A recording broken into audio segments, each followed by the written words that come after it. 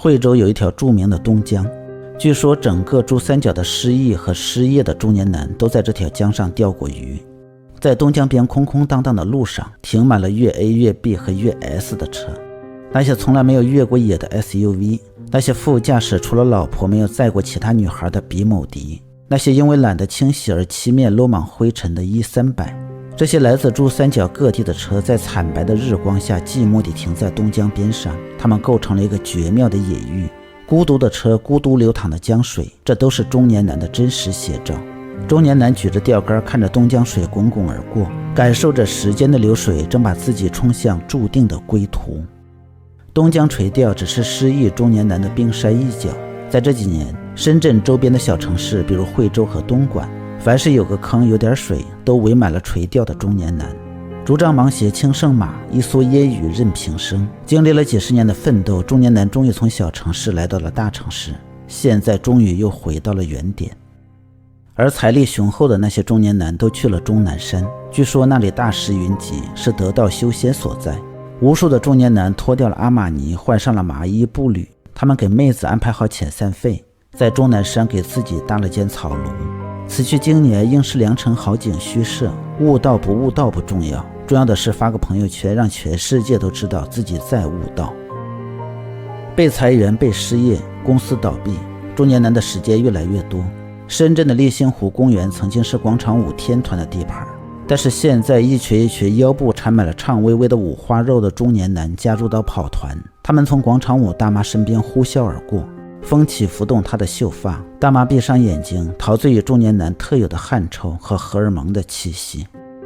这些年我身边中年男说的最多的就是他们准备去18线的某个小城包个山头，建个房子，养一群猪，没事还可以去钓钓鱼。他们像是被马其顿攻陷而落魄逃跑的希腊知识分子，对一线大城市雅典不再感兴趣。他们走出吕克昂学园，引入山林，开始研究神秘学和跳大神。有的成了神秘叵测的神棍，有的与世无争，开始寄情山水。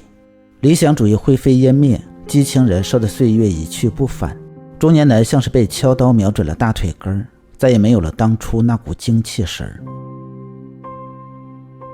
我有一个邻居，原来是深圳的大厂员工，颜老色衰被辞退之后，开始隐居到了惠州做农夫，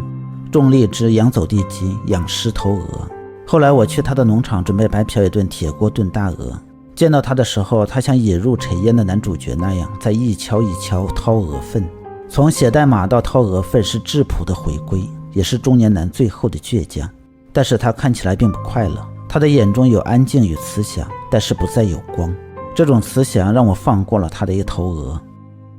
在时间的屠刀之下，中年男看清了自己的未来，他们开始无欲无求，冷静而残忍地接受了命运的摆布。他们读书的时候想和贝多芬一样扼住命运的咽喉，但是现在却被命运掐得直翻白眼。不是中年男抛弃了世界，而是世界抛弃了中年男。辛苦创业半辈子的公司已经被干黄，出去打工又没人要，自己的朋友们已经实现了财务自由，失去了联系，而曾经的手下年轻人也进入了新的行业，开始蒸蒸日上。家里的妻子人老珠黄，成了河东狮，而曾经的妹子也不再搭理你。整个世界日新月异，只有中年男在原地踏步，既不能心安理得养老，也没有能力重整旧河山。世界像是一场阴谋，它充满了恶意。中年男不得不寄情山水，露出了慈祥的姨母笑。闲暇的时候，他们刷视频，早上是俄乌战争，中午是修驴蹄子和打铁，晚上是吃播和小姐姐跳舞。每天无数的自媒体推送，让中年男感觉自己像爱新觉罗在批奏折。刷完一天抖音后，却是更加的空虚寂寞冷，于是准备看书。半年前网购书的塑料薄膜还没有解封，强迫自己拿起一本，准备现在开始改变人生，但是却序言还没有看完就昏昏睡去。中年男像东厂的公公，他们看起来很美，但是身体早已经被掏空，没有前途，爱情绝望，更失去了生命的奔涌和浪荡，于是就闭门钻研黄老之术，自学看手相，胡同老中医，野生人波切，从白衣少年到神神叨叨，这是一个男人的成长。遥想当年在职场叱咤风云的时候，他们意气风发，对着一页 PPT 砍2个小时，气定神闲。他们穿着笔挺的西服和锃亮的皮鞋出入楼堂馆所的低调奢华，现在想起来都恍如隔世。那些曾经的辉煌都像熄灭的街灯，这个世界早已不一样。年轻的学生们在学校遛直狗，而中年男却在远方垂钓，一切都像是一场梦。中年男像是一条大河拐弯处的死水，他们被困于奔涌咆哮的上游和浩瀚平静的下游之间的尴尬之地。他们是一台死水，在这台死水中，中年男看见自己身上的某种东西正在被抽离。